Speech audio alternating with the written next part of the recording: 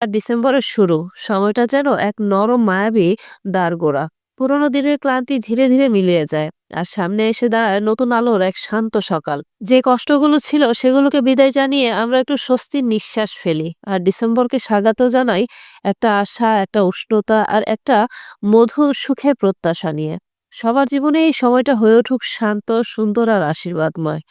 রাতের বেলা ডাক্তারদের স্থান হয়েছে জয়ের রুমে। ডাক্তারেরা নিজেদের মধ্যে আলোচনা করছে, সাথে তরিকে কিছু পরামর্শ দিতেছে।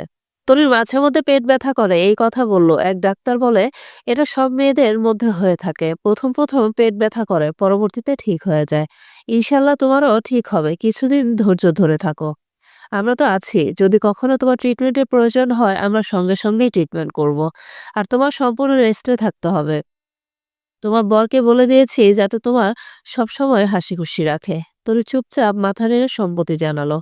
ডাক্তাররা আরো কিছু আলোচনা করে সব রিপোর্ট দেখে নতুন করে কিছু ওষুধ চেঞ্জ করে দিল। তরির খাবার নিয়ে কোনো টেনশন নেই, আলহামদুলিল্লাহ সে সব খেতে পারে। ডাক্তারেরা আরো কিছু আলোচনা করে চলে যায়, তাদের এটাই কাজ। জয় একটু রাত করে আসে, প্রায় 9টা 10টার দিকে।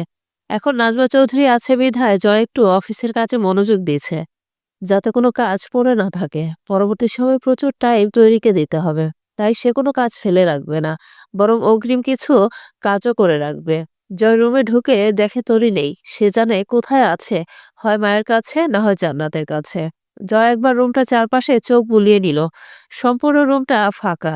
সঙ্গে সঙ্গে জয়ের পুরো শরীরটা মনে হয় রক্ত শূন্য হলো, কলিজাটা পর্যন্ত কেঁপে উঠল। মনে পড়ে গেল ডাক্তারদের কথা, বেবি জন্ম দেওয়ার সময় যদি তরির কিছু হয়ে যায়। না, না, সে আর ভাবতে পারল না। সম্পূর্ণ শরীর ঘেমে উঠল।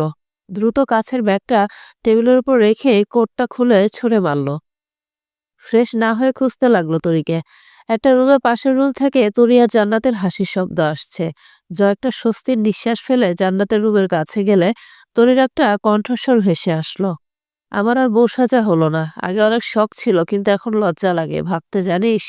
বউ সাজা প্রত্যেকটা মেয়ের একটা স্বপ্ন, জানিস? আমি তো বিয়ে করব বউ সাজার জন্য।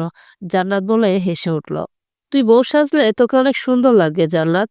আচ্ছা জান্নাত, তুই বউ সাজলে কি পরবি, শাড়ি নাকি লেহেঙ্গা? একটা লাল শাড়ি সাজ, থাকতে খুব সিম্পল। শুধু শাড়িটা পরলেই হবে, তোকে আর সাজা লাগবে না। তাতেই তুই একদম পরি। আমি তোকে একদিন সাজিয়ে দেব, দেখবো চাচু কিরকম রিয়াকশন দেয়। এখন না, লজ্জা লাগে। জয় দরজার কাছ থেকে সব শুনল। সে যে পায়ে এসেছিল সে পায়ে আবার চলে গেল নিজের রুমে, একটা মুচকি হাসি দিয়ে। জয় রুমে গিয়ে ঠোঁটে একটু হাসি এনে মনে মনে ভাবলো, বউয়ের নাকি বউ সাজার অনেক ইচ্ছে ছিল। ভাবা যায়, ওকে বউ সাজা অবস্থায় দেখলে বিয়েতে তাহলে আমি কি নিজেকে কন্ট্রোল করতে পারতাম 5-6 দিন? বাসর রাতেই তো জিন্দাবাদ হতো। এই তো ভাবতেই নিজে কন্ট্রোল হারায় ফেলছি। এখন বউয়ের কাছে যাওয়া একদম নিষেধ। জয় এসব ভাবতে ভাবতে ড্রেস চেঞ্জ করে ওয়াশরুমে গিয়ে গোসল করলো। সে ওয়াশরুম থেকে বের হলে একজন আসে কফি দিতে। জয় হাতে নিয়ে বলল, তোরেকে গিয়ে বলেন আমি এসেছি। কাজের মেয়েটা কণ্ঠস্বর নিচু করে বলল, ঠিক আছে স্যার। কিছুক্ষণের মধ্যে তরি আসলো। জয় পা থেকে মাথা পর্যন্ত দেখতে লাগলো। পায়ে জুতা, থ্রি পিস, পরনের সোয়েটার পরে নাই, চাদর দেওয়া মাথায়, ওড়না পেঁচানো। জয় একটা নিঃশ্বাস ফেলে কফির মগটা টি টেবিলে রেখে সোফায় বসা থেকে উঠে দাঁড়ালো। তরির সামনে সোয়েটার নিয়ে গিয়ে বলল, শুধু আমি আজকে ছিলাম না তাই তুমি সোয়েটার পরনি? কেন নিজের প্রতি তুমি এতটা অবহেলা করো? বলতে বলতে জয় সোয়েটারটা পরিয়ে দিল তরিকে। তরি চুপচাপ শুনে মাথা নিচু করে বিড়বিড় করে বলল, আজকে আমাকে বেশি ঠান্ডা লাগছে না, তাই সোয়েটারটা পরিনি। আমি জানি ঠান্ডা কিরকম পড়েছে। জয় মুখে কঠোর ভাব ধরে দাঁড়িয়েছিল, কিন্তু তরির চোখের ভঙ্গিটা যেন সেই গাম্ভীর্য ভেদ করে ফেলল। ধীর পায়ে সে জয়ের দিকে এগিয়ে এলে জয় ভ্রু কুঁচকে অবাক হয়ে তাকায়। কিছুটা পিছিয়ে যেতে চাইতেই তরি আর কোনো দ্বিধা না করে হঠাৎ এগিয়ে এসে তাকে শক্ত করে জড়িয়ে ধরে। মুহূর্তে জয়ের পুরো শরীর থমকে যায়, হাত পা অসাড়, নিঃশ্বাস আটকে থাকা অবস্থা। এই প্রথম তরি তাকে নিজ ইচ্ছায় জড়িয়ে ধরেছে। তরির মাথা আস্তে করে জয়ের বুকে ঠেকে যেতেই জয়ের বুকে ধুকধুকানি আরো জোরে বাজতে থাকে। চারপাশে শব্দ যেন মিলিয়ে যায়, শুধু দুজনের নীরবতা আর বুকের ভেতর জমে থাকা অনুভূতিগুলো। তরির এই আচরণে অবাক হলেও সেই আলিঙ্গনের উষ্ণতা আলাদা একটা শান্তি।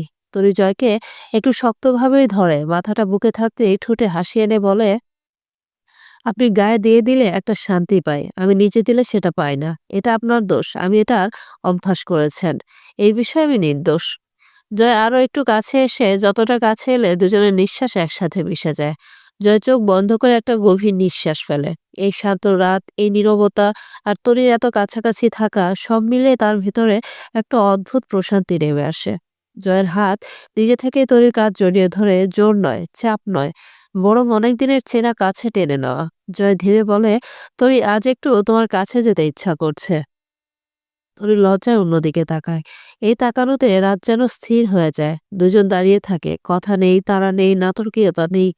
জয় নিঃশব্দে তার কপালে ঠোঁট ছুঁয়ে দেয়, শব্দহীন, আশ্বস্ত করা একটা স্পর্শ। তরি শ্বাস চেপে রাখে, তারপর জয়ের বুকে মুখ গুজে ফেলে। রাতের আলো ঘরে ছড়িয়ে আছে। জয় ধীরে ধীরে তরির হাত ধরে তাকে কোলে নিয়ে বিছানায় শুয়ে দেয়। তরির চোখে একটু লজ্জা, একটু ঠোঁটে হাসি। সে ঝুঁকে এসে জয়ের দিকে মাথা তার বুকে রাখে। জয় আঙ্গুলগুলো আলতো করে তার চুলের মধ্যে ঘষে, চোখে গভীর মমতা নিয়ে। দুজনের নিঃশ্বাস মিশে যায় একে অপরের সঙ্গে, শব্দহীন। হাতগুলো আলতো চাপের সঙ্গে জড়িয়ে থাকে। শরীরের উষ্ণতা একে অপরকে ছুঁয়ে যায়। রাতটা তাদের দুজনের থমকে থাকে, শুধু কাছাকাছি থাকা, নিঃশব্দে নিজেদের স্পর্শ অনুভব করা। আসসালামু আলাইকুম, কেমন আছেন সবাই? আশা করছি গল্পটির নতুন পর্ব আপনাদের ভালো লাগছে। গল্পটির নতুন পর্বটি একটু ছোট ছিল, যার জন্য আমি আন্তরিকভাবে দুঃখিত।